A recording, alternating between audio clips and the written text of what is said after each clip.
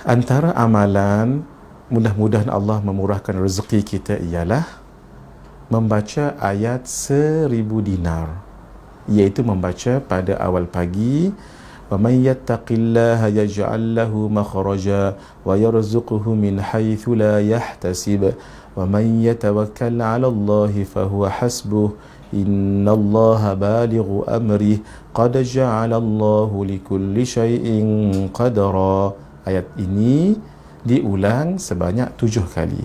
Kemudian selepas itu kita baca Allahu tariqi Ar-Rahmanu rafiqi Ar-Rahimu yahrusuni min kulli syai'in yalmisuni. Allahu tariqi, Allah lah jalanku. Ar-Rahmanu rafiqi, Ar-Rahman, Allah yang Maha Ar-Rahman adalah pendampingku.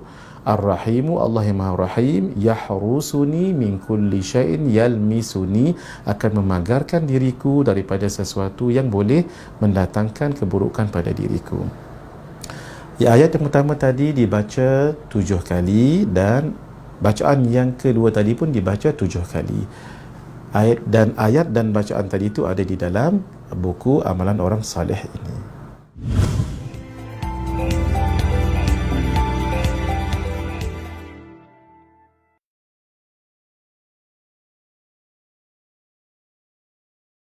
Wassalatu wassalamu ala asyrafil anbiya'i wal mursalin wa ala alihi wa sahbihi ajma'in. Allahumma aftah alaina hikmataka wa anshur alaina min khazaini rahmatika ya arhamar rahimin.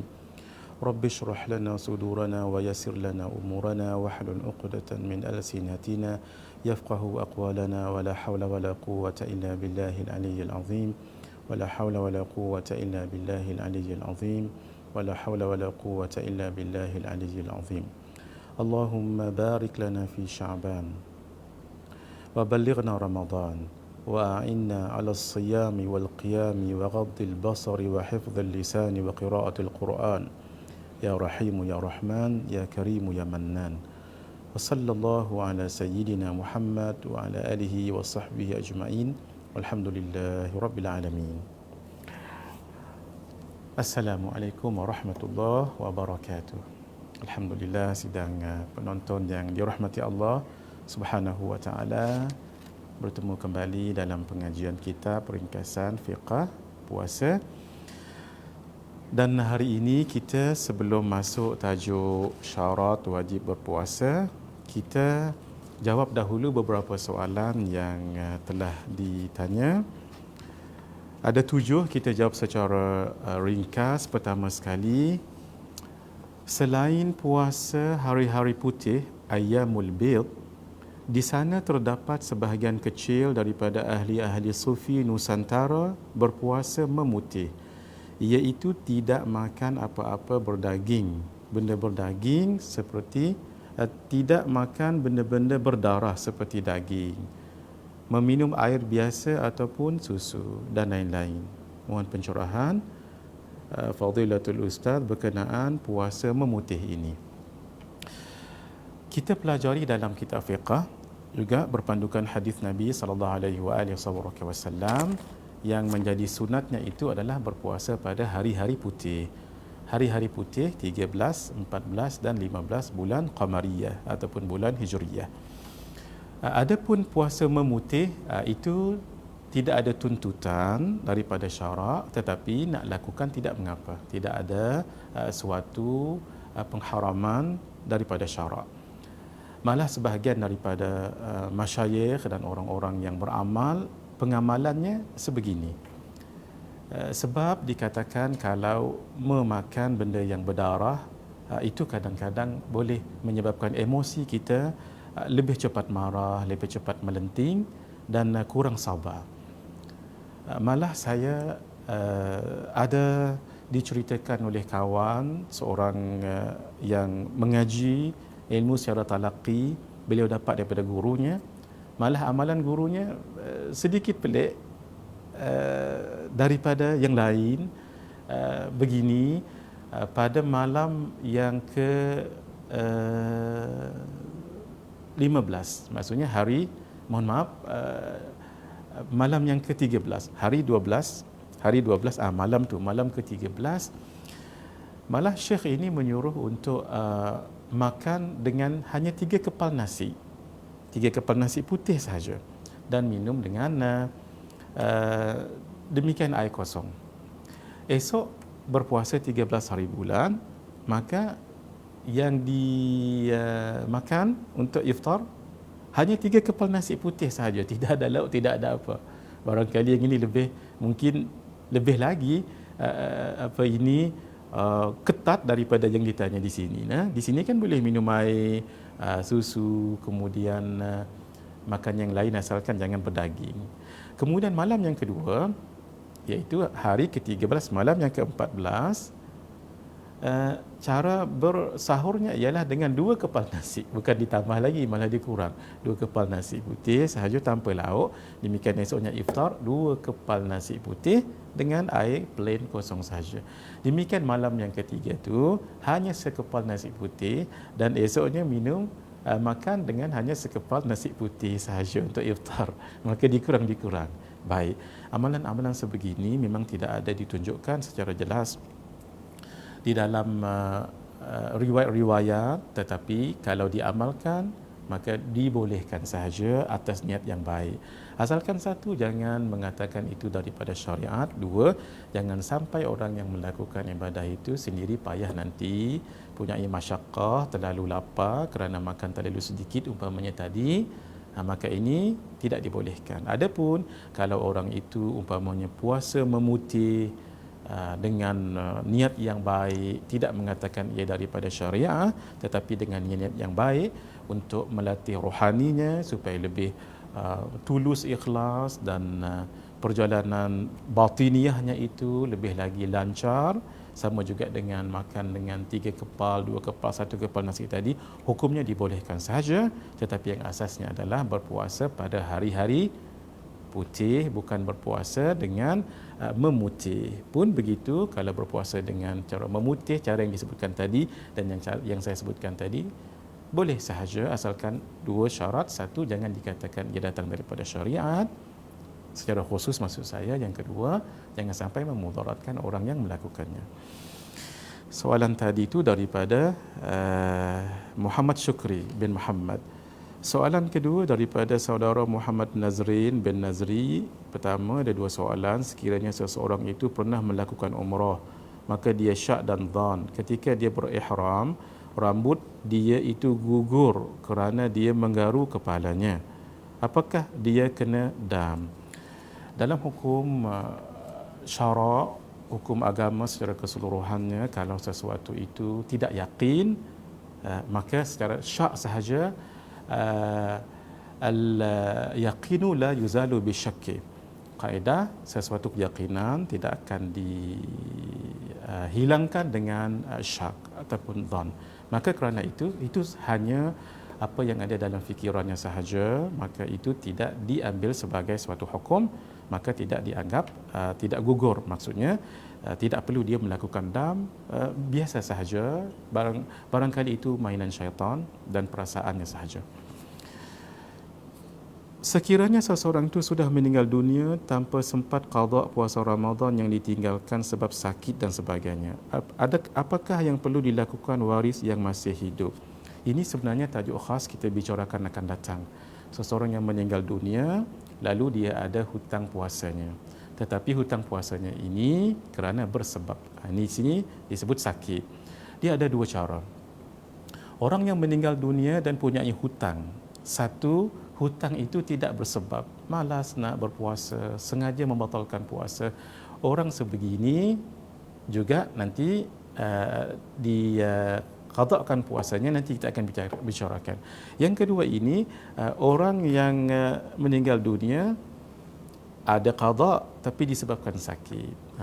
Begini kita akan detailkan, jawapannya akan datang. Orang sebegini tidak berdosa seperti mana orang yang pertama tadi tu. Orang yang pertama tadi dia meninggal dan ada hutang qada'. Qada' kita panggil hutang lah ya. Dan dia sengaja, maka dia berdosa. Orang yang sebegini, dia ada hutang qada' dan kerana hutang tadi itu kerana sakit dan sebagainya tak sempat nak qada', dia tidak berdosa. Pun begitu dalam dua keadaan tadi tu, sama ada orang tadi meninggalkannya sebab sakit ataupun tidak, ada dua cara ahli warisnya untuk buat. Pertama sekali, boleh mengqadakkan puasanya itu. Maksudnya ahli waris, orang-orang yang terdekat, rakan kenalan pun boleh, orang lain pun boleh, tetapi orang lain mesti dengan izin ahli warisnya, mempuasakan untuk orang yang meninggal tadi itu. Dan puasa itu boleh diqadak serentak. Umpamanya begini, dia tidak puasa 7 hari, maka 7 ahli warisnya tadi itu akan berpuasa serentak sehari 7 orang, maka selesailah 7 qadak puasa tadi itu. Ataupun setiap hari sehari pun boleh juga. Orang lain nak mempuasakan untuk dirinya pun boleh juga, tapi dengan izin ahli waris. Cara yang pertama. Cara yang kedua, hendaklah membayar fidyah ataupun setiap membayar dengan satu cupak, satu mud, lebih kurang dalam 750 gram. Kalau kita nak selamat ambil 1 kilogram pun tak mengapa. Setiap hari yang dia tak puasa tadi itu, katalah 7 hari, maka diambil ataupun disukat beras itu 1 mud. 1 mud ni sebahagian kitab mengatakan kalau kita ambil beras ataupun gandum dan sebagainya, kita ambil sebegini, sepenuh 2 tapak tangan orang yang biasa, tidak terlalu kecil, tidak terlalu besar. Begitu. InsyaAllah esok hari hadirin, kalau diizinkan Allah, kalau saya ingat, saya akan bawa mud. Mud itu cupak. Kalau gantang yang namanya sa', itu lebih besar lagi. 1 sa', 1 gantang sama dengan 4 mud, 4 amdad, 4 mud. Mudnya kecil sahaja. Nanti saya akan bawa insya-Allah esok hari dengan izin Allah. Jadi diambil beras itu ataupun makanan asasi itu dengan takaran ataupun dengan banyaknya 1 cupak setiap hari untuk digantikan puasanya tadi. Jadi kesimpulannya, orang yang meninggal dunia boleh dibuat 2 cara. 1, ahli warisnya itu nanti akan mempuasakan, untuk berpuasa untuk dirinya ataupun orang lain juga boleh, tapi dengan izin ahli waris. Yang kedua, boleh dengan membayar 1 cupak sehari untuk setiap hari yang dia tinggalkan berpuasa itu. Soalan yang ketiga daripada Muhammad Hishamuddin bin Abdul Qadir, saya nak bertanya bagaimana cara kira fidyah puasa. Pengiraan dalam kitab ringkasan fiqh puasa ustaz berbeza dengan cara pengiraan dalam laman web Mawib. Tak sempat saya nak tengok macam mana yang dalam Mawib. Saya pernah tengok. Di sini dia ada tulis ya. Baik, cara pertama, bilangan hari tidak berpuasa darab dengan kadar fidyah. Cara kedua, bilangan hari tidak berpuasa darab tahun gandaan dan kadar fidyah.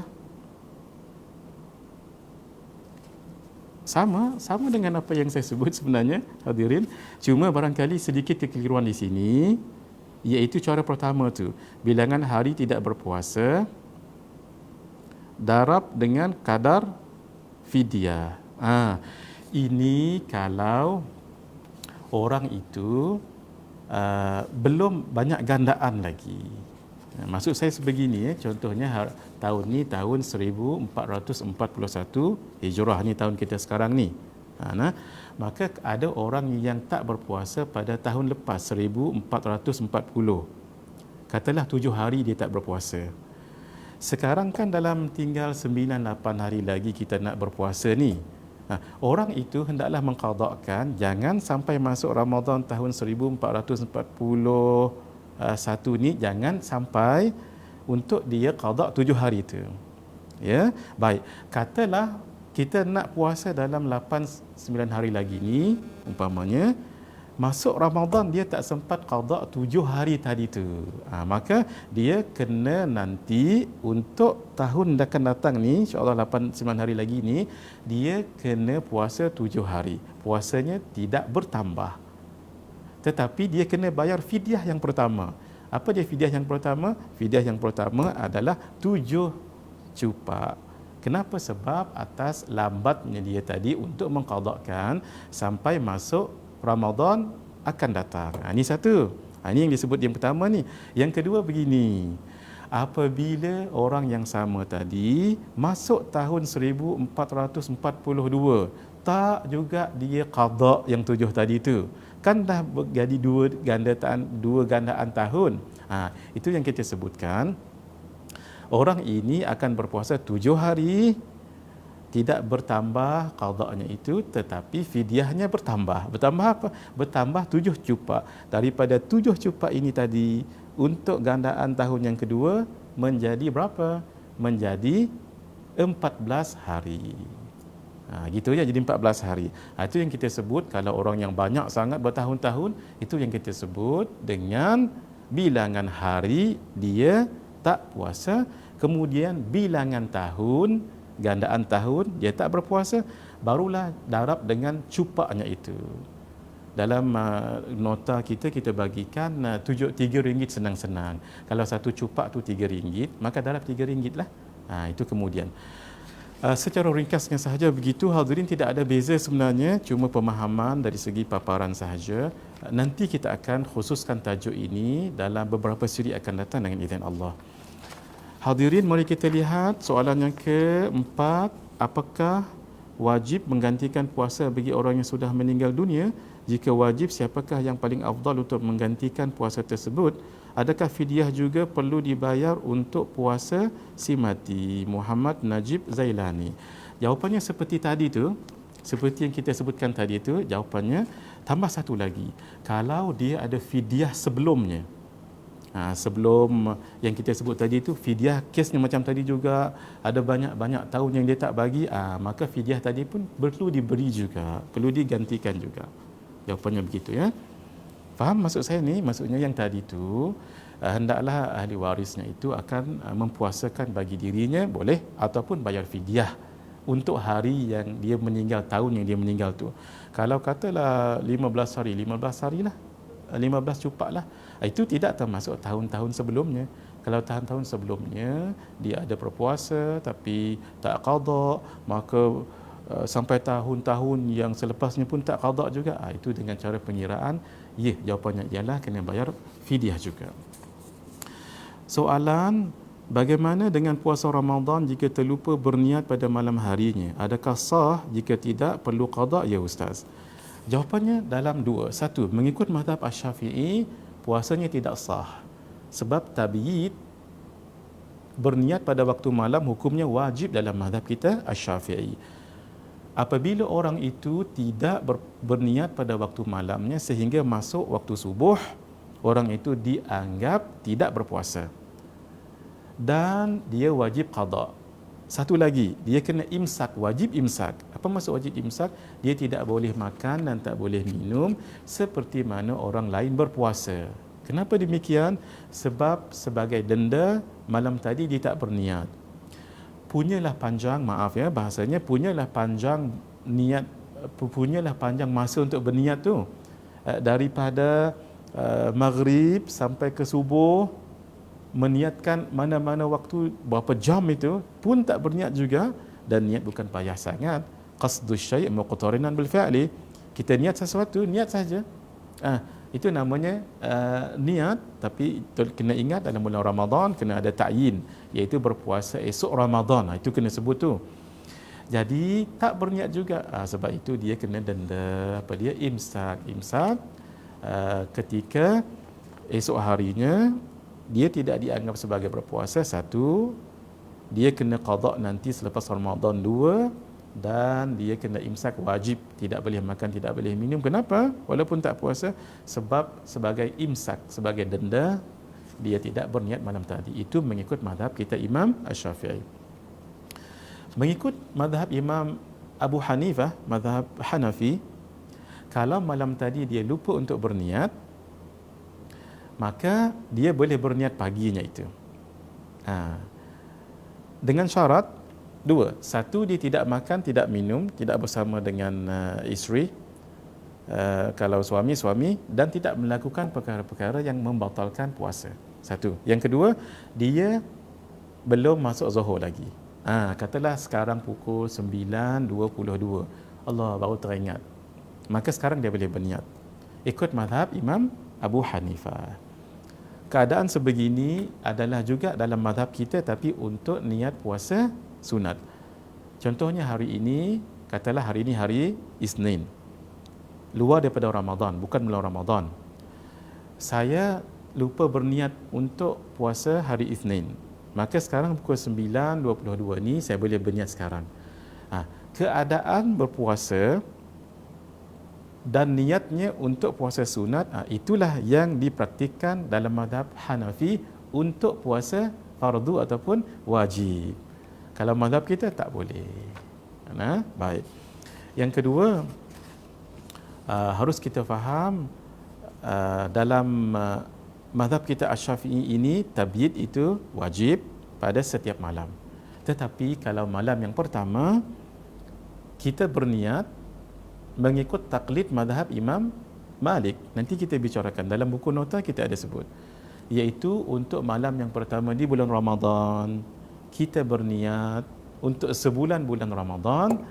Katalah hari-hari yang berikutnya ada yang kita lupa untuk berniat pada waktu malam, maka dikira sah puasanya itu walaupun tidak berniat pada waktu malam, sebab pada malam yang pertama Ramadan dia sudah mengikut mazhab Imam Malik. Itu jelas ya? Baik. Yang kedua, bagi perempuan yang haid ataupun nifas, hari pertama Ramadan dia kena haid dan nifas, kedua haid dan nifas, tiga haid dan nifas. Hari yang keempat Ramadan dia sudah suci. Bermakna apa? Bermakna hari yang kelima nanti, maksudnya hari yang keempat katalah asar, dia suci. Bermakna esok untuk hari yang kelima dia boleh berpuasa kan? Naam. Baik, macam mana caranya? Caranya ialah pada malam yang kelima itu boleh juga dia dengan dua cara niatnya. Niat yang pertama, cara macam kita mazhab kita Asy-Syafi'i, berniat nama itu shaum ghadin macam biasa, ataupun dan dia juga boleh berniat untuk sebulan bulan Ramadan walaupun hari yang kelima ataupun hari yang keempat untuk dia. Sebab apa? Sebab dia tadi ketika memasuki bulan Ramadan maka dia dalam keadaan haid ataupun nifas. Boleh ya? Itu khas untuk perempuan-perempuan yang sebegitu. Maka malam tu, walaupun sudah 4 Ramadan, masuk 5 Ramadan malamnya, walaupun sudah 5 hari ataupun 4 hari berpuasa, maka ia dianggap malam pertama untuknya. Maka bolehlah dia, bukan orang lainnya, bolehlah dia untuk berniat untuk sebulan Ramadan mengikut mazhab Imam Maliki. Tetapi harus kita faham hadirin, nanti kita akan tuntaskan permasalahan ini. Walaupun malam yang pertama tu kita sudah berniat ikut mazhab Imam Maliki, tetapi tetap setiap malam juga mesti kita berniat pada malamnya. Katalah ditakdirkan kita lupa, itu sah sebab sudah diniatkan pada malam yang pertama untuk seluruh bulan. Mari kita lihat soalan yang keenam daripada tidak ada nama kat sini. Kalau kita tak tahu berapa hari si mati kena qada puasa, bilangan untuk kita qada puasa atau qadar bayar fidyah, jadi macam mana? Kita ikut apa yang yakin sahaja. Contoh ayah kita sakit, kita di rumah kan tahu bila dia sakit, bila dia sudah rasa macam tak boleh berpuasa, kan orang yang di rumah paling kurang isterinya ataupun anak-anak, siapa pun yang menjaganya, agak-agak kalau mungkin dalam 5 tahun nampak ayah memang tak berapa nak mampu berpuasa, kita ambil 5 tahun itulah. Dan kalau boleh, ini sangat bagus sekali, dalam istilah agama dipanggil sebagai ihtiyat. Ihtiyat, berhati-hati. Kalau rasa-rasa ayah kita sakit, katalah dalam 6 ke 5 tahun ya, 6 ke 5 tahun, ambil yang 6 tahun. Satu ya. Sama juga dengan hari berpuasa. 30 hari ke 29, 30 hari ke 29, ambil 30 hari. Itu dipanggil sebagai ihtiyat. Kemudian cara penyerahannya sudah kita sebutkan tadi dan ada disebut dalam kitab kita ini. Yang terakhir, kenapa tidak digalakkan bersugi ketika berpuasa sedangkan fadilatnya besar? Pendapat mu'tamad dalam mazhab kita Asy-Syafi'i ialah makruh kita bersugi ataupun berus gigi selepas gelincir matahari. selepas waktu lohok. Masuk lohok, jangan bersugi lagi. Kenapa? Sebab hadis menyebutkan walladhi nafsi biyadi, demi zat yang jiwaku berada di dalam kekuasaannya, kata Rasulullah sallallahu alaihi wasallam, la khulufu famis saim atyabu indallah min rihil misk. Bau mulut orang yang berpuasa itu lebih harum daripada kasturi di sisi Allah Subhanahu wa taala. Ini kan fadilat. Kita sudah sebut, tak silap saya semalam, dalam kitab Lataiful Ma'arif karangan Al-Imam Ibn Rajab Al-Hambali, dikatakan Nabi Musa Allah perintahkan untuk berpuasa 30 hari 30 malam sebelum bermunajat kepada Allah di Bukit Tur Saina di Mesir. Tetapi hari yang ke-30 Nabi Musa berus gigi, dikatakan qil. Maka Allah Azza wa Jalla melalui malaikatnya mengatakan kepada Nabi Musa, wahai Musa, ama ta'lam, apakah kamu tidak tahu khulu famis saim atyabu indallahi min rihil misk, bau mulut orang yang berpuasa itu kan lebih harum daripada bau kasturi. Kamu tak tahu ke? Fasum asharan, puasa lagi 10 hari. Sebab itu Nabi Musa bermunajat dengan Allah setelah berpuasanya berapa? 40 hari. Naam, wa wa'adana Musa 40 laila. Naam. Itulah sebab dalam mazhab kita Asy-Syafi'i, pendapat muktamad yang dipegang dalam mazhab kita ialah hukumnya adalah makruh. Naam. Yang kedua, sebagian ulama mengatakan tarafuh. Tarafuh ini bersenang-senang dalam berpuasa. Puasa itu kan mengajar supaya kita merasai apa yang orang miskin rasai, supaya kita menjiwai apa yang orang susah jiwai, payah nak makan, payah nak minum, malah tidak bercantik-cantik, berwangi-wangi, itu namanya tarafuh. Maka kalau kita bergosok gigi itu namanya sudah tidak mengikut cara tadi, sudah bertarafuh maksudnya, sudah bermewah-mewah, bersungguh-sungguh. Maksud saya tarafuh ini dalam contoh yang lain, kalau kita solat lalu di bawahnya tu kapet, itu tidak mengapa. Tapi kalau diletak lagi kapet, letak lagi sofa, tebal sekali. Maksudnya ketika kita solat tu jadi sedapnya. Itu namanya tarafuh. Boleh nah? Sama juga dalam bab haji dan umrah, tidak boleh diletakkan sesuatu di atas kepala sebagai penghalang, itu juga namanya tarafuh. Itu juga dalam puasa, begitu hukumnya makruh. Pun begitu hadirin, dalam mazhab Imam Hanafi tidak mengapa.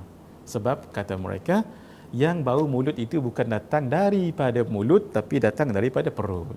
Kan perut ini kosong, bila kosong maka udara-udara itu akan naik ke atas, maka udara itulah yang menjadikan baunya tidak enak, tidak elok, tidak harum. Begitulah juga pandangan Al-Imam An-Nawawi rahimahullahu taala rahmatan wasi'ah. Al-Imam An-Nawawi walaupun disebut syaikhan ashabul wujuh, beliau disebut syaikhan di kalangan mutaqaddimin. Dalam mazhab kita Asy-Syafi'i, kalau disebut syaikhan, dua orang syaikh yang dipegang pendapat mereka merujuk kepada Al-Imam Ar-Rafi'i dan Al-Imam An-Nawawi rahimahullah. Kalau merujuk kepada al-mutaakhirin, merujuk kepada Al-Imam Ibn Hajar Al-Haytami yang meninggal pada tahun 974 Hijriah, dan Al-Imam Syekh Ramli As-Saghir yang meninggal pada tahun 1004 Hijriah. Ini ulama-ulama besar dalam mazhab kita Asy-Syafi'i, dipegang pendapat mereka. Pun begitu dalam bab menggosok gigi selepas zawal ataupun waktu zuhur, pendapat Imam Nawawi mengatakan boleh, tapi pendapat ini kita tidak pegang sebab pendapat muktamad jumhur dalam mazhab kita ialah hukumnya makruh. Naam. Baik, hadirin, itu sahaja soalan yang ada pada kita ketika ini. Dan untuk sesi yang kedua, sekejap lagi kita berehat dulu sekejap, maaf, untuk kita sambungkan pengajian syarat wajib berpuasa sebentar lagi insya-Allah. Hadza wabillahi taufiq wal hidayah. Wassalamualaikum warahmatullahi wabarakatuh.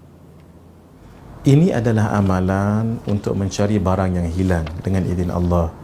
Ketika nak mencari itu, bacalah ya jami'an nasi liyaumil la raiba fih ijma' alayya dhallati, wahai yang mengumpulkan manusia pada hari yang tidak ada keraguan padanya, hari kiamat, ijma' alayya dhallati, kembalikanlah kepadaku barangku yang hilang.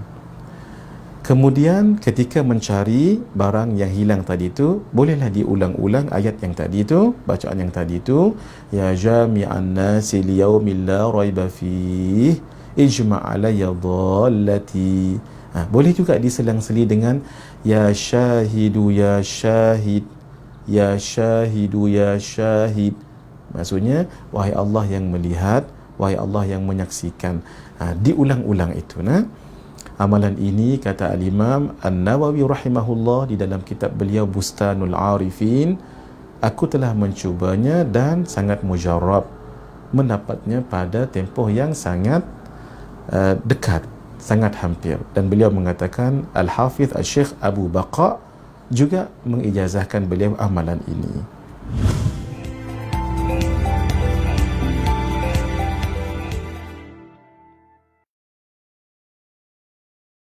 Bismillahirrahmanirrahim. Assalamualaikum warahmatullahi wabarakatuh. Hadirin yang dirahmati Allah, mari kita sambung pengajian pada kitab ringkasan fiqh puasa, muka surat yang ke-9 hadirin, iaitu syarat wajib berpuasa. Ada 5 di sini. 1. Islam.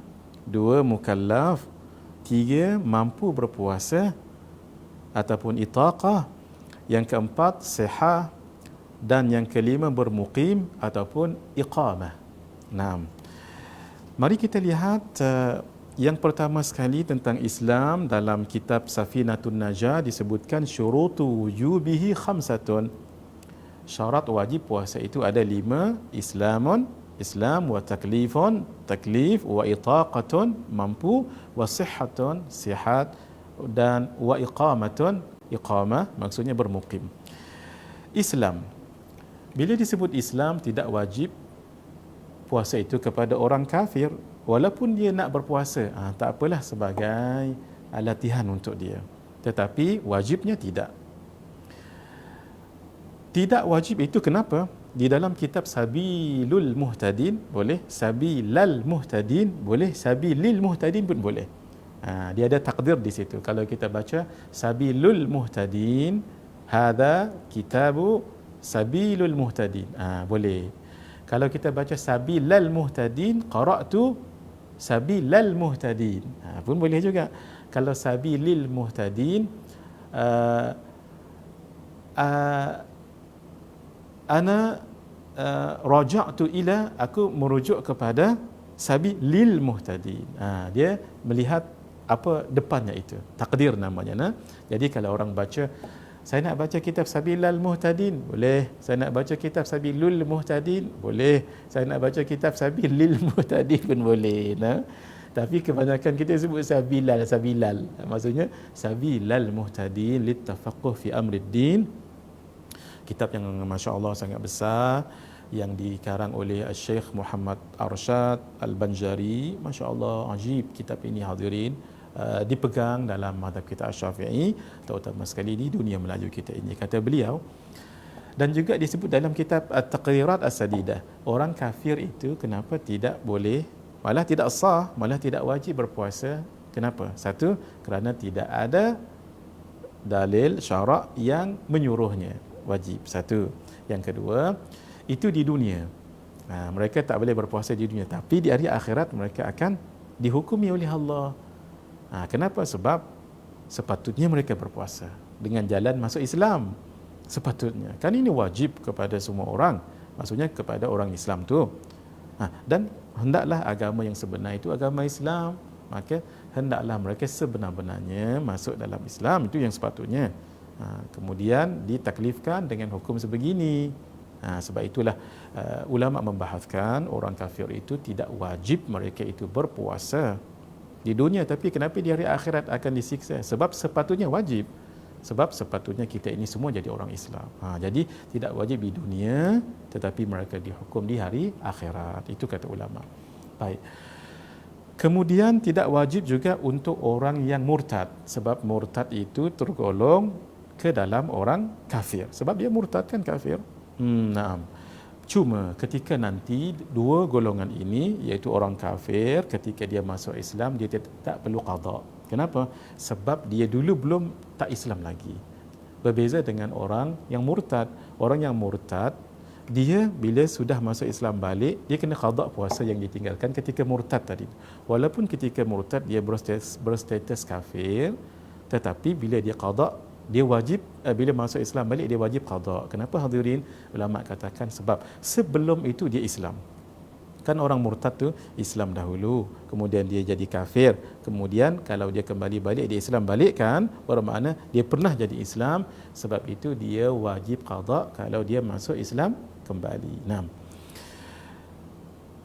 ulama lain mengatakan kenapa dalam ibadat puasa itu kita syarat pertamanya orang Islam. Ulama mengatakan bukan hanya pada ibadah puasa saja, tapi ibadah lain juga, ibadah solat, ibadah zakat, umrah, haji dan sebagainya. Kenapa hadirin? Ini saya dapat daripada guru saya yang saya kasihi, Al-Fadil Syekh Al-Alim Baba Ahmad Ridawuddin, Baba Ahmad Ridawuddin, Baba Ridawuddin. Beliau juga alim, masya-Allah, dalam sifat 20. Saya sangat berterima kasih atas beliau, guru tauhid saya ini, kerana alhamdulillah dalam pengajian tauhid sifat 20 ilmu beliau sangat luar biasa dan saya banyak mendapat manfaat daripada beliau. Atallahu umrahu fi khair wa akthara min amsalihi wa nafa'ana bihi wa bi ulumihi fid darain amin. Kata beliau, ibadah yang dinamakan solat, yang dinamakan puasa, haji dan sebagainya, itu adalah ibadah. Ibadah itu perlu kepada niat. Niat itu perlu kepada ahli niat. Dan ahli niat itu adalah orang Islam. Semula, kenapa dalam puasa, dalam solat, zakat, puasa, haji perlu kepada wajib Islam, itu syaratnya itu. Kenapa? Sebab yang dikatakan semua tadi termasuklah puasa, itulah yang disebut sebagai ibadah. Ibadah perlukan kepada niat. Niat perlukan kepada ahli niat. Dan ahli niat itu adalah orang Islam. Sebab itu yang wajib dan sah ibadah itu kalau dia syarat yang pertama adalah Islam. Naam. Mari kita lihat yang tadi saya sebutkan, orang yang murtad, dia wajib qada semula. Kerana dulu dia pernah Islam. Itu mengikut pendapat yang kuat dalam mazhab kita Asy-Syafi'i.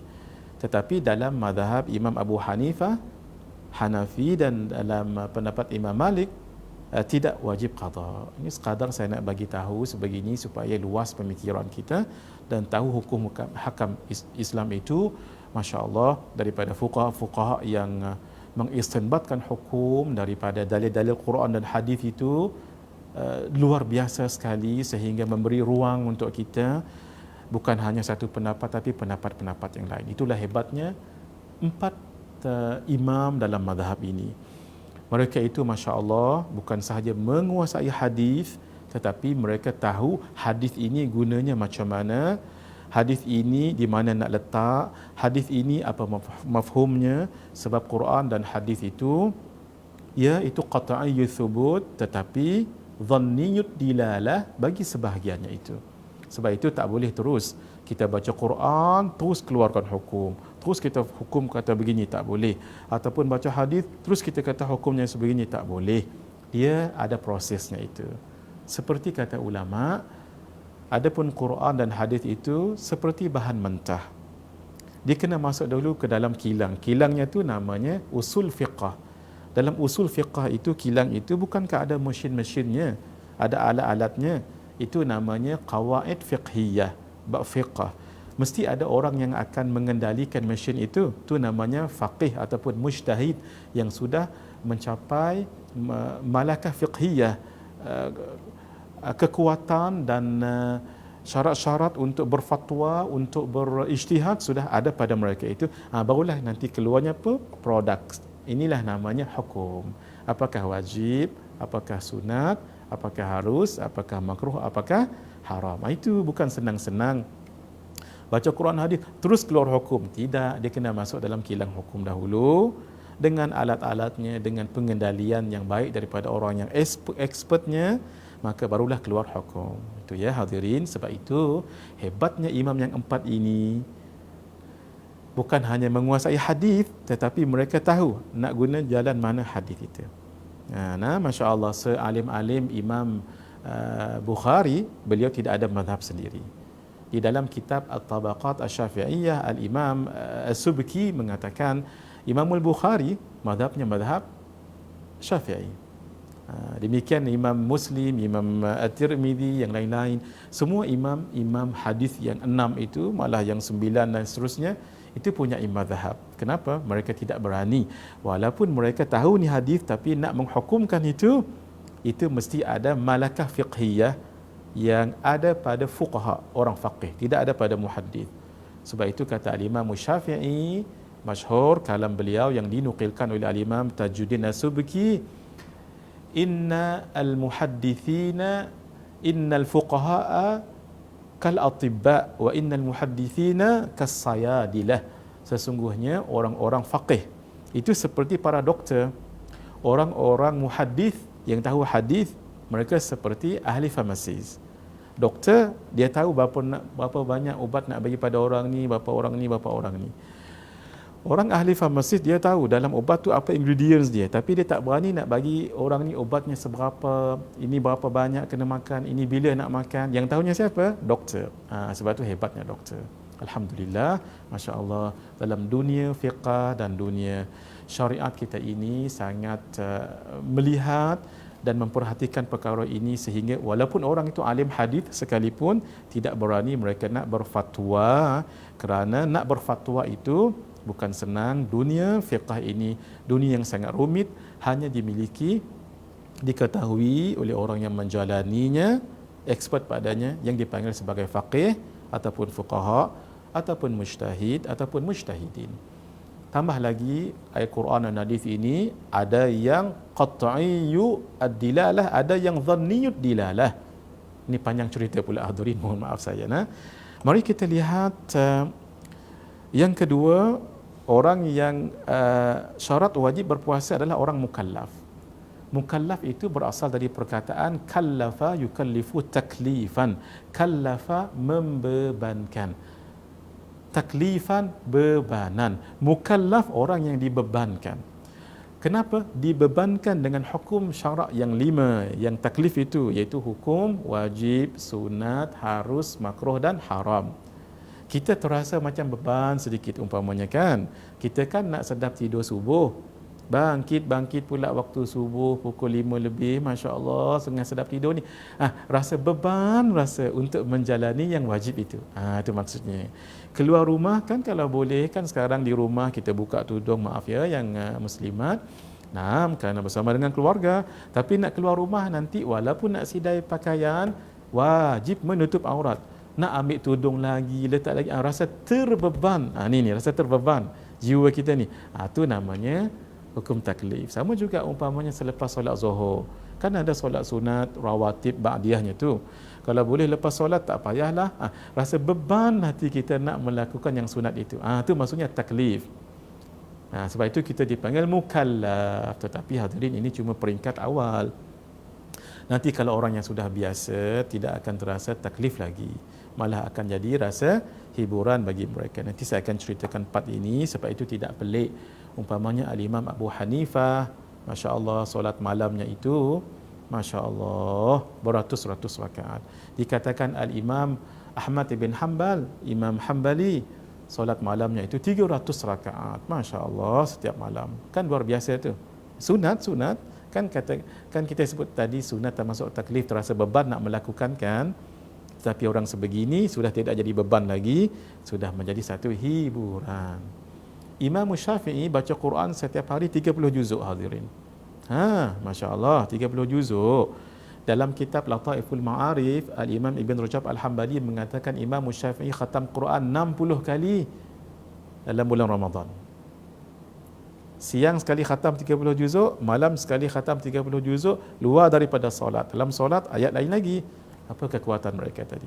Maqam tadi tu. daripada terasa beban walaupun sunat membaca Al-Quran tu kan, rasa terbeban kan. Nanti dia akan jadi hiburan, nanti kita akan cerita dalam bab kesufian nanti insya-Allah. Baik, orang yang mukallaf siapa? Ada 4 syarat. Satu, orang itu baligh. Baligh maksudnya sampai umur. Sampai umur kena hukum taklif, bukan sampai umur satu lagi tu. Sampai umur meninggal itu lain. Ni sampai umur, kalau dia dah sampai ini maka wajiblah taklif. Nanti kita lihat dalam perbahasan fiqh yang dikatakan sampai umur itu baligh, itu manatut taklif, tempatnya ditaklifkan itu adalah baligh. Nak tahu baligh, dalam kitab Safinatun Najah, alamatul bulugh thalatha. Ada 3 tanda baligh. Yang pertama sekali, lelaki dengan perempuan keluar air mani. Apa dia? Sudah bermimpi pada waktu malamnya tu, mohon maaf, mimpi bersetubuh, keluar air mani. Yang kedua, yang perempuan sahaja keluar haid. Haid nanti kita akan bicarakan ada 5 cara mengetahui haid itu. Perempuan, anak-anak, paling awal mereka itu keluar haid ialah ketika berumur 9 tahun qamariyah, tolak 16 hari. Bukan 9 tahun hijrah, 9 tahun Masihi kita tidak ya, 9 tahun qamariyah. Dikatakan sebahagian ulama, kalaulah Masihi 1 tahun 360 hari, kalau qamariyah 354 hari 8 jam 8 minit. Sebahagian ulama mendhabitkan begitu. Jadi anak perempuan yang paling awal keluar haid ketika berumur 9 tahun hijrah, tolak 16 hari. Baik, kalau mimpi pun tidak untuk kedua-duanya, haid pun tidak untuk anak perempuan tadi. Yang ketiga, hendaklah kedua-duanya dah sampai umur 15 tahun qamariyah. Sama ada keluar mani ataupun tidak, sama ada keluar haid ataupun tidak bagi perempuan. Kalau kedua-duanya anak tadi dah berumur 15 tahun hijriyah ataupun qamariyah, maka wajiblah ke atasnya hukum hakam, disebut sebagai baligh walaupun tak keluar haid, walaupun tak keluar air mani. Itu yang pertamanya, itu namanya apa tadi? Baligh. Yang kedua, orang yang mukallaf mesti berakal. Apa dia berakal? Berakal itu kalau kita tengok anak ni dah boleh makan sendiri, boleh minum sendiri, boleh beristinja sendiri, itu dianggap sebagai berakal. Naam. Yang ketiga, sampai seruan Islam padanya. Orang itu walaupun dia berakal, walaupun dia dah baligh, tapi tak ada pun ramai nak mengajak Islam ataupun berdakwah Islam, duduk di tempat yang remote, tempat yang jauh, tak ada teknologi, tak ada wifi macam kita lah ni, maka orang ini dianggap belum sampai seruan Islam, maksudnya belum wajib lagi bagi mereka, sebab tak tahu apa-apa, tak ada information tentang Islam, tentang syarat-syarat wajib-wajib dan sebagainya. Dan yang terakhir ini jangan lupa, hendaklah orang tadi selamat 2, satu pendengaran dan selamat penglihatan dia. Baik, kalau dia sudah baligh, hadirin kalau boleh kita sebut baligh, jangan baligh. Sebab kalau baligh itu maksudnya punyai bahasa yang sangat fasih. Baligh, sebab itu dia sebut balaghah. Baligh maksudnya orang tu kalau bercakap baligh jiddan, bahasanya sangat puitis, sangat tepat, bahasa yang sangat bersastra, sangat eloquent, sangat fasih. Itu maksudnya baligh. Yang kita cerita ni bukan ini, yang kita ceritakan baligh gitu ya. Walaupun tak apa nak sebut baligh pun tak apa, tapi nak bagi tepat dia baligh lah gitu. Yang kedua tadi berangkai, yang ketiga mukallaf kan, yang keempat pertama tadi apa? Pertama baligh, yang kedua berakal, yang ketiga sampai seruan Islam, yang keempat ini hendaklah dia selamat penglihatan dan pendengarannya sejak kecil. Nah, begini, kalau orang itu sejak kecil dilahirkan buta, dilahirkan pekak, maka dia tidak dianggap sebagai mukallaf. Tak wajib dia solat, tak wajib dia berpuasa. Kenapa hadirin? Kenapa? Kalau kita nak ajar dia solat, dia tak boleh nak lihat sebab dia buta. Dan kalau dia nak ajar dia walaupun buta, nak ajar dia dengan cara bercakap, dia tak boleh mendengar, tak boleh melihat, tak boleh mendengar, maka dia tak tahu apa-apa tentang hukum. Orang sebegini dianggap tidak mukallaf, tidaklah wajib baginya apapun hukum syarak. Tetapi kalau seseorang itu buta setelah sebelumnya boleh melihat, ataupun dia pekak setelah sebelumnya boleh mendengar, atau dia buta dan pekak sekaligus tapi sebelumnya pernah melihat dan pernah mendengar, maka hukumnya tetap wajib juga. Saya bagi contoh, ketika umur orang itu 40 tahun berlaku aksiden, lalu dia buta, apakah dia wajib solat, wajib puasa? Hukumnya wajib solat dan berpuasa, sebab sebelum itu ketika dia sudah umur baligh, maka dia sudah dapat melihat. Maka walaupun dia buta ketika umur 40 tahun tetap wajib baginya. Sama juga ketika umur 40 tahun berlaku aksiden umpamanya, lalu pekak, maka tak boleh melihat, tak boleh mendengar, tapi boleh lagi melihatlah. Apakah hukum baginya? Tetap wajib hukum-hukum syarak, sebab dia telah mendengar sebelumnya. Ketika umur 40 tahun berlaku aksiden, na'udzubillah min dzalik umpamanya, dia pekak dan dia buta, maka apakah wajib dia solat, berpuasa? Hukumnya wajib solat dan berpuasa, sebab ketika umur baligh dia sudah dapat melihat dan sudah dapat melihat, cuma tinggal ketika tinggal lagi umur 40 tahun dia pekak dan buta kerana aksiden tadi itu, wajib dia melakukannya. Boleh hadirin, inilah namanya mukallaf. Orang yang sudah cukup syarat-syarat tadi, wajib untuknya hukum-hukum syarak yang ditentukan oleh Allah.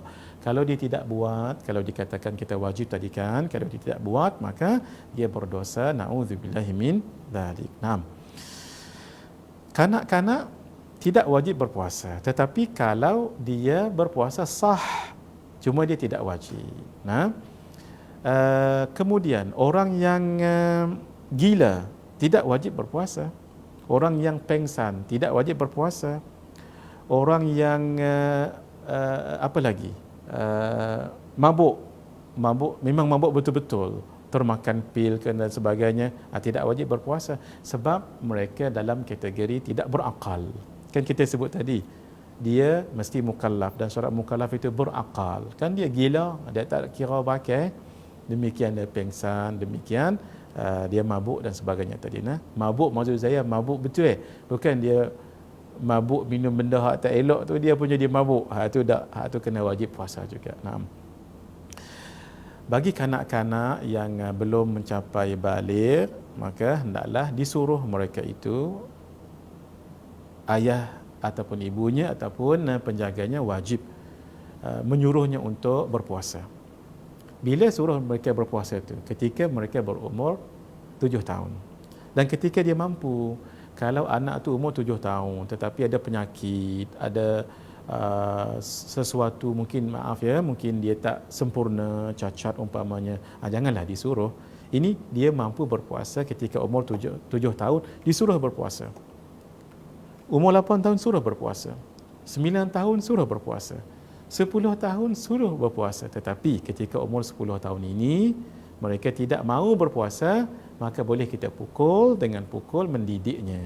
Yang 7 tahun tadi suruh saja, mereka tak nak puasa, jangan pukul. 8 tahun pun suruh tak nak, jangan pukul. 9 suruh berpuasa, tak juga nak puasa, jangan pukul, jaga. 10 tahun qamariyah suruh dia berpuasa, walaupun tak wajib lagi kan, tapi suruh berpuasa, tak nak juga, piak.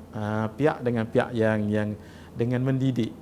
Maksudnya supaya nanti, kenapa hadirin, bila dia baligh ketika umur mungkin 9 tahun biasanya, ataupun 12 bagi lelaki, ataupun mungkin 15, dia dah biasa berpuasa. Jangan bila baligh baru suruh berpuasa, berat sedikit. Itulah hikmahnya kenapa kita suruh dia berpuasa seawal umur 7 tahun. Pukulnya jangan memukulnya nanti dengan pukul yang ghair mubarrir, yang tidak menyebabkan luka. Jangan dekat muka ya, jangan.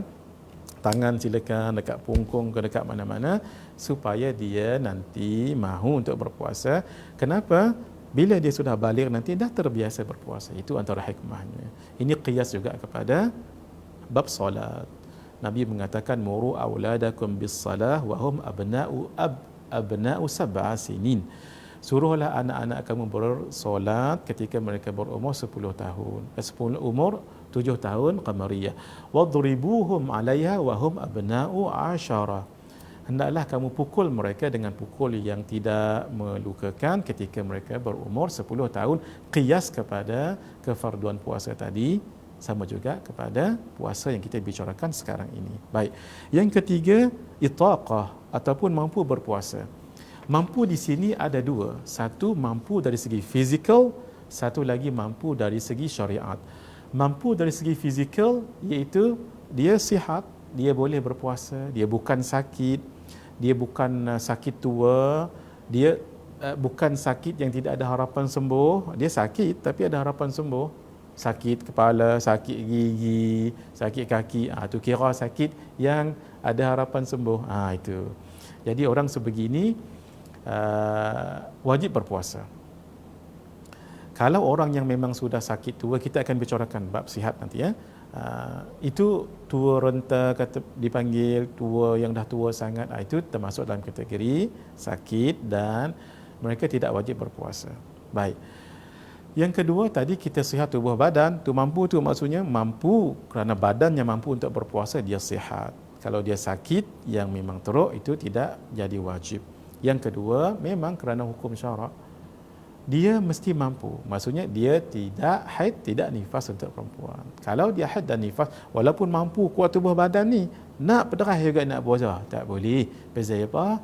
Pasal dia memang hukum syarak, dari segi hukum syarak dia tak mampu. Kenapa? Sebab dia haid dan nifas. Baik. Yang keempat, dia hendaklah sihat. Bila sihat ni maksudnya apa? Maksudnya tidak sakit. Tidak wajib puasa kalau terlalu tua, satu. Yang kedua, uzak. Yang ketiga, sakit dan sakitnya tak ada harapan sembuh. Umpamanya orang paralyzed dan orang yang sakit kuat dan sebagainya. Baik. Tetapi sakit ni bukan sakit saja-saja. Bukan kata sakit pening kepala, sakit gigi, sakit telinga, sakit demam yang biasa-biasa, sakit kaki, terus tak puasa. Tak boleh. Ada 4 perkara dalam sakit ini, kalau ada, barulah boleh dia kalau tak puasa. Sebahagian kitab menyebutkan ini sebagai mahdhurut tayammum. Kalau ada benda ni, maka dia boleh bertayammum. Mahdhurut tayammum, apa dia? Satu, kalau dia berpuasa dia boleh meninggal dunia. Lagu tu. Kalau dia berguna ayak, dia boleh meninggal dunia untuk tayammum, sama sahaja. Barulah dia boleh tak puasa. Yang kedua, kalau dia berpuasa dia lambat sembuh. Ketiga, kalau dia berpuasa akan jadi apa tak tahu, sebahagian anggota badan dia tak berfungsi, jadi sakit, jadi mati lagu tu ke. Kalau dia berpuasa baru boleh dia, kalau tak puasa. Yang terakhir, kalau dia puasa lebih parah lagi, kalau dia puasa bertambah sakit lagi. 4 perkara ini yang dipanggil mahdhuru at-tayammum, bolehlah dia tak puasa dalam kategori sakit yang betul-betul. Kalau sakit pening kepala sikit jangan. Ni wajib juga berpuasa. Yang terakhir, alhamdulillah, untuk kita bicarakan pagi yang mulia ini, bermuqim ataupun iqamah. Bermaksud apa maksud bermuqim? Muqim qama yaqumu, duduk tetap, bermakna dia tak berjalan. Jalan tu namanya musafir. Kalau dia bermusafir, boleh tak dia tak berpuasa? Naam, tidak wajib dia berpuasa.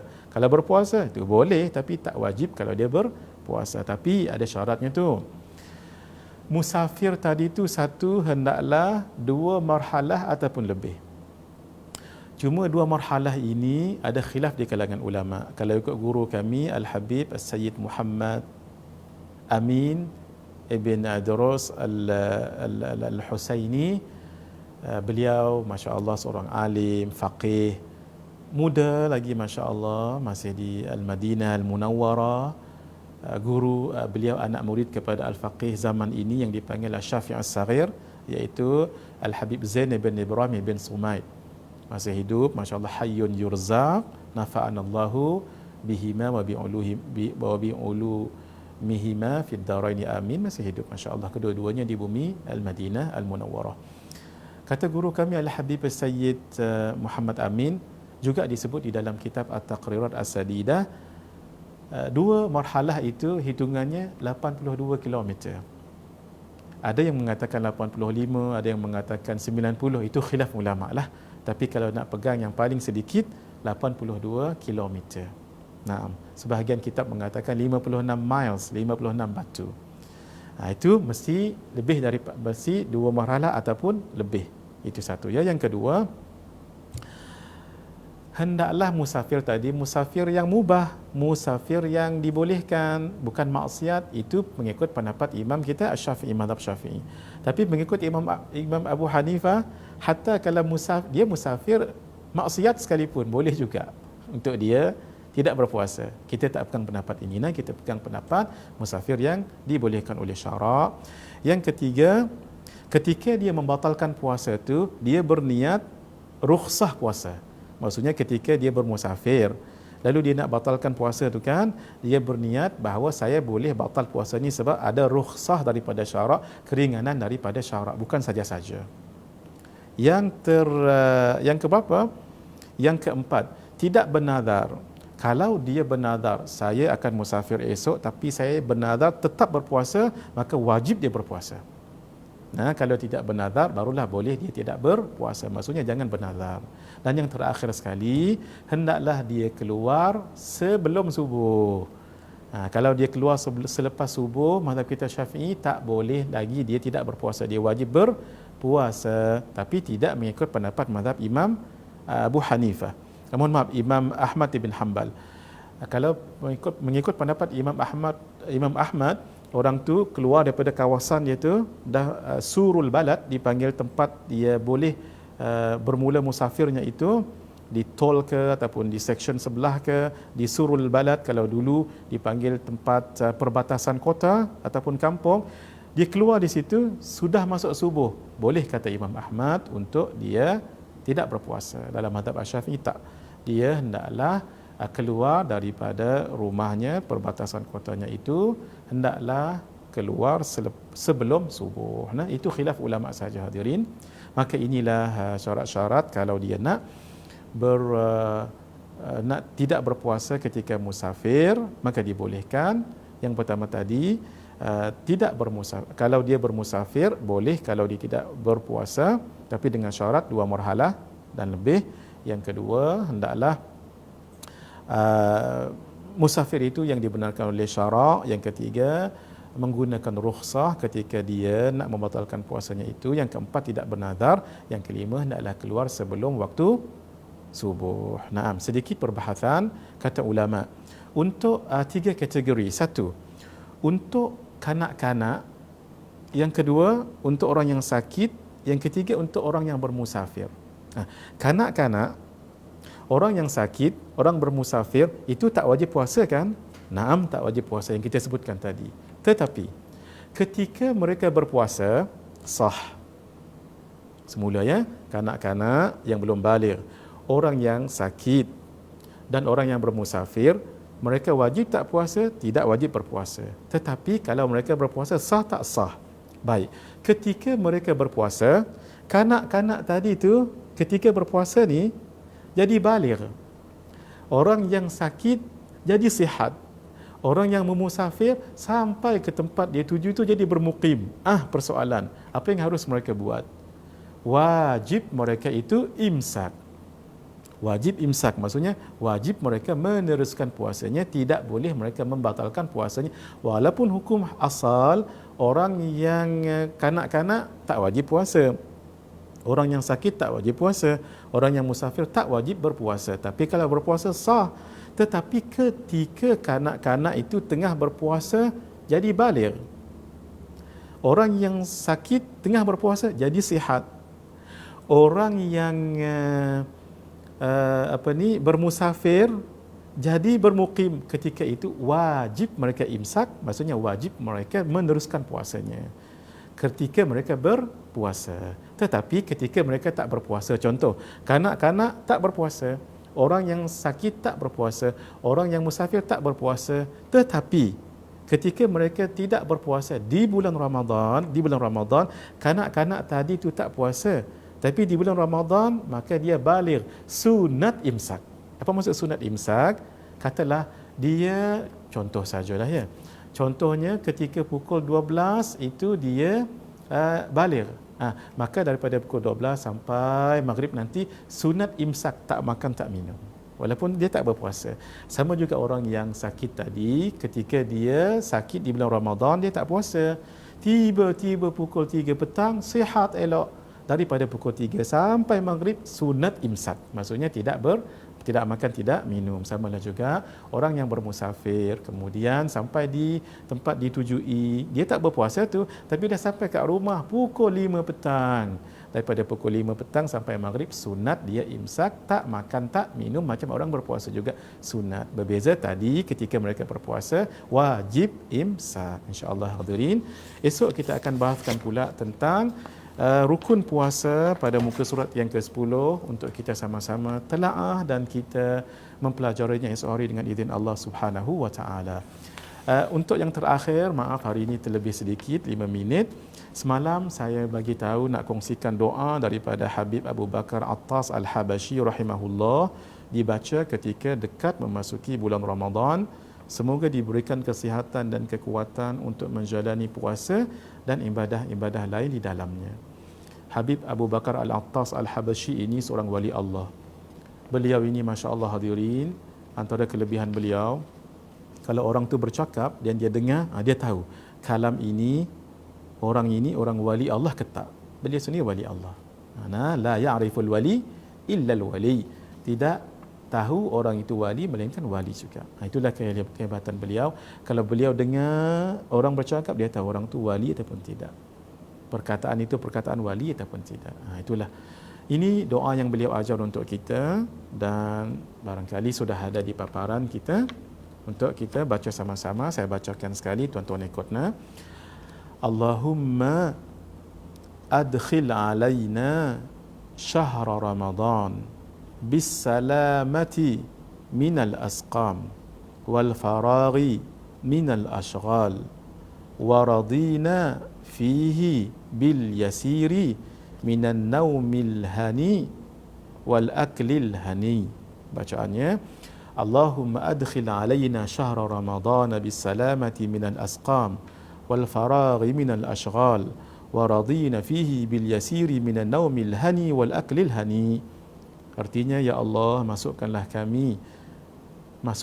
kepada kami bulan Ramadan dalam keadaan kami sihat daripada penyakit-penyakit, lapang daripada kesibukan, dan kami redha padanya pada Ramadan ini dengan sedikit tidur yang sedap dan makan yang sedap. Kata beliau, Habib Abu Bakar Al-Attas, insya-Allah siapa yang baca doa ini, Allah akan bagi kesihatan dan kekuatan padanya menjalani ibadah puasa dan ibadah-ibadah yang lain pada bulan Ramadan. Ini diijazahkan kepada semua sekali, ijazah umum ya, mudah-mudahan dapat kita baca dalam hari-hari yang berbaki untuk kita menempuh Ramadan yang sangat mulia ini. Allahumma balighna Ramadan. Wa sallallahu ta'ala wa sallam ala sayyidina Muhammad wa ala alihi wa sahbihi ajma'in. Walhamdulillahi rabbil alamin. Wassalamualaikum warahmatullahi wabarakatuh.